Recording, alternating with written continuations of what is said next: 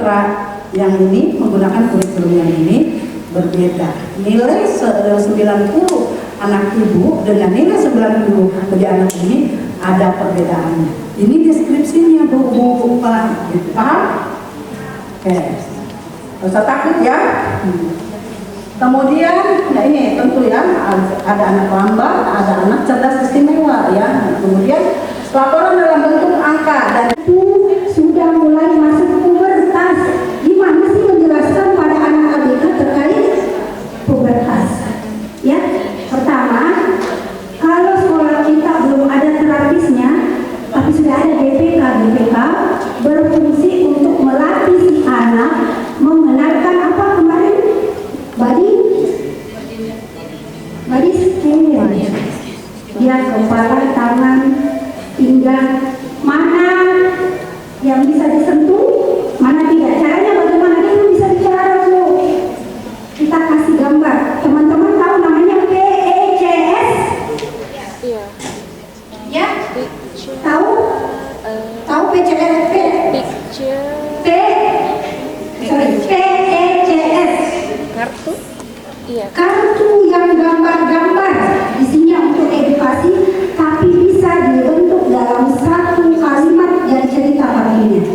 Itu khusus untuk anak autism. Kalau teman-teman pernah belajar yang terapi analisis behavior, lupa pertanyaannya. Itu pakai PECS. Dia belum bisa ngomong, kita kasih lihat.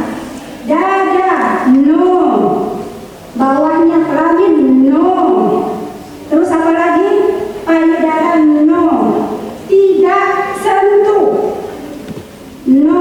Jadi gambarnya disilang. Kita bikinkan bisa, diperlihatkan. Terus gimana itu untuk mengajarkan sex education? Karena awal dari sex education dia harus paham dulu seluruh tubuhnya. Mana yang normal boleh dia pegang, boleh orang lain kok pegang tosan. Ini boleh nggak? Kepala boleh, apa lagunya lagi? Sentuhan boleh. Kepala, Tangan, kaki, karena saya. yang karena saya. Nah, sentuhan tidak boleh. Yang tertutup baju dalam. Cara PCS-nya ada gambar telanjang, ada gambar pakai baju. Kalau saya biasanya pada saat terapi, anak saya itu saya kasih waktu kita main apa dulu? Bukan pasang. Ada yang main bukan pasang? Kan ada yang telanjang toh, yang cuma pakai celana dalam sama BH. Habis itu kita kasih baju. Saya pakai itu. Ini alzam. Telanjang, no. Pakai baju, good, gitu. Itu harus disampaikan, terus diberikan. Ketika dia bawa ke kamar mandi, kasih tahu, kamu lakukan di dalam kamar mandi. Kenapa? Itu adalah persoalan privasi. Satu. Yang kedua baru kita edukasi. Tidak boleh kan biasanya itu karena dia main-main gitu. Kalau yang anak saya itu bukan caranya main nih, secara biologis kan memang kalau Iya, berdiri. Ya. Nah, terus sebetulnya dia nggak main nih, dia cuma kayak gitu. Ya, iya. Nah, teman-teman yang lainnya lihat, dia main nih, padahal dia cuma gitu, karena dia merasa tidak nyaman. Iya. Berarti kita harus kasih tahu dengan gambar. Boleh nggak di PECS ada gambar setengah badan, tapi maaf ya, saya nggak apa-apa ya ngomongnya langsung. Penisnya itu begini. Terus kita kasih tahu gambar WC. Apa yang harus dilakukan? Dia pegang lagi, kamar mandi dulu. Berarti dia sudah tahu ininya. Cuman itu memang tidak bisa 1-2 kali saja diberikan. Ya, itu butuh waktu yang luar.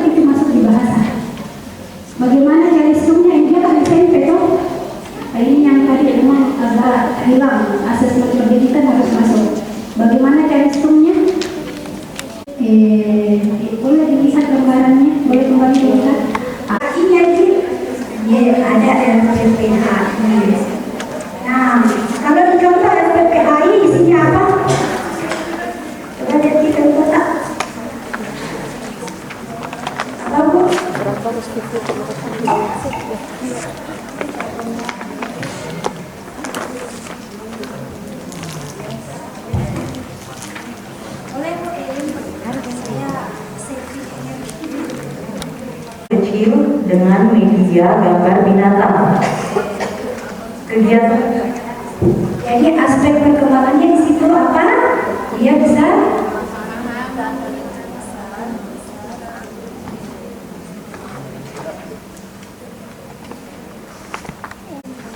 terus kita lihat di hari Sabtu, kita lihat ternyata itu tidak apa targetnya. Lanjutkan aja di minggu depan, ya. Gitu. Ternyata sebulan ini tidak ada perkembangan. Bagaimana? Apa yang harus kita lakukan kalau seminggu ini tidak ada perkembangan? Repetisi. Karena satu bulan itu idealnya harus ada perkembangan. Biar sedikit kodong, ya. Yang kita lakukan panggil berikutnya, tampaknya. Ingat, kita bertim. PPI lembaran yang harus dikasih ke siapa? Yes, buat terminggu hari Senin datang dia antar anaknya. Turun dulu di mobil antar masuk ke dalam, atau di hari Sabtu dijemputkan sama orang tuanya, atau kalau di SMP tidak dijemput kita kasih masuk di tas. Nah, oleh-oleh buat ibunya. Habis itu kita WA, ibu tolong ada di tasnya PR ibu dan bapak yang harus kami dibantu selama seminggu ini. Itu di awal sebulan tidak ada perkembangan, kami orang tua. Maaf ibu jembreng, benar. Jembreng PPI-nya dan bilang sama orang tua, bu, sebulan saya ngajarin tidak ada perkembangan. Boleh ibu ceritakan anak ini pulang ke rumah ngapain? Satu. Yang kedua, berapa lama dia menonton? Ya. Yang ketiga, kapan waktu-waktu belajar yang ibu bapak dampingi? Yang keempat, pertanyaan keempat apa? Boleh? Siapa? Sama tadi, ibu bapak yang dampingi itu? Atau siapa tahu dia juga punya GPK di rumah, ya? Alias pengasuh, ya. Apalagi pertanyaan selanjutnya? Apa kendalanya? Apa? Tidak biasa. Guru juga harus bertanya apa kendalanya di rumah sampai programnya tidak terlaksana. Oke, kalau di bukan itu dulu dilompat. Pertanyaan selanjutnya adalah PR-nya ibu dikerjakan atau tidak? Tidak sempat, kalau mana sempat? Saya pergi, anakku belum bangun, pulang sudah tidur kembali. Kita sudah dapat masalahnya di mana. Berarti PPI-nya tidak jalan karena satu tim kita Tidak aktif. betul tidak mengambil bagian dalam menstimulasi si anak, membantu mempercepat. Nah, baru kita bertanya, ibu bapak apa kendalanya? Makanya memanggil orang tua itu bukan kerjaannya guru. Kerjaannya apa? Bukan, kerjaannya psikolognya. Karena biasanya orang tua kalau ketemu sama gurunya, aman sih. Dia sepelekan dulu, ya. Kalau makanya sekolah itu bagusnya kalau punya psikolognya. Saya juga psikolog, saya psikolog. Ya, tapi benar loh, itu akan sangat membantu kita bicara dengan orang tua. Karena biasa guru itu agak segan bicara sama orang tuanya, apalagi mau ngejar orang tua dengan pertanyaan yang lebih dalam. Aduh, banyak mundur gurunya. Hanya ada ya, tak harus kalau sudah dia bilang, Bu guru bagaimana kesian saya pergi subuh, belum bangun anakku pulang sudah tidur. Pasti kita guru jadi deg-degan pertanyaan apa lagi mungkin. Wih, kesian kayak itu Bu. Sampai di situ biasa. Selanjutnya ibu tolongnya bantu juga karena ini tidak ada perkembangan. Kalau begini terus anak kamu suami saya bagaimana? Itu menyelesaikan masalah. Kita malah yang curhat ke orang tua jadinya. Iya kan? Nah, sehingga yang harus kita lakukan adalah kita di backup oleh profesional. itu nggak usah nih ke psikolog, nggak usah nih psikolognya kan, kepala sekolah yang maju. Terus bilang begini, Bu, MOU-nya ibu mau jadi tim saya. Kalau ibu tidak mau jadi tim saya, maaf ya Bu, anak ibu masuk di list anak yang akan kami pulangkan. Itu sana yang menunjukkan. Jadi ibu nih berat bilang begitu pada ibu. Ya, itu kepala sekolah tersekek buat saya selama ini. Dan itu terus dilakukan. Karena tidak bisa apa-apa kalau anak ABK tanpa kita gandeng dalam wilayahnya. Apalagi remaja, bisa jadi anaknya ABK, udah ABK dia kasih gadget. Oh kalau tidak, alhamdulillah, itu luar biasa. Jadi di awal yang MOU, tadi ingat MOU-nya wajib orang tua, MOU-nya wajib bernyata, ditandatangani oleh orang tua bahwa mereka mau menjadi tim kita untuk apa? Mendidik anak-anak. Ya, oke, untuk PPI ada pertanyaan sampai di sini.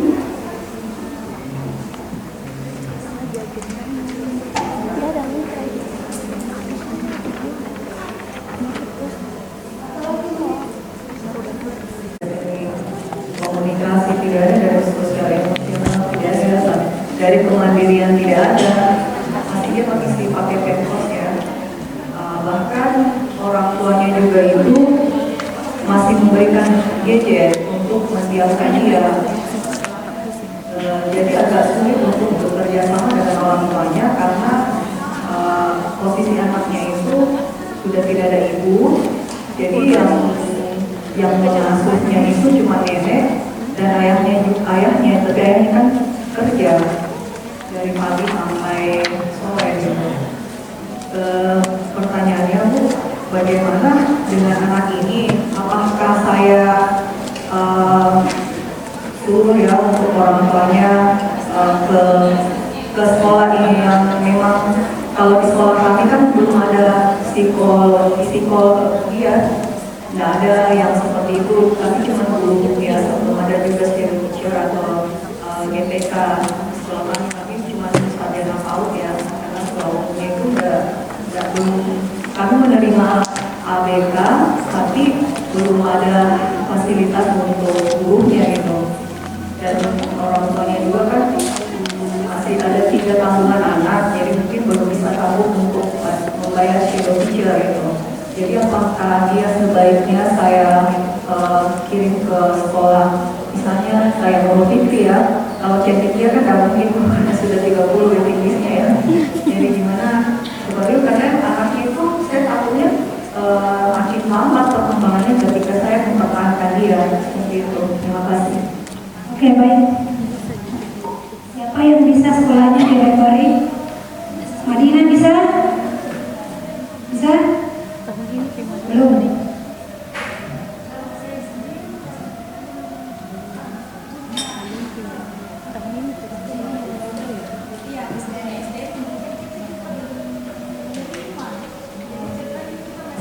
Ancang-ancang ya, mempersiapkan.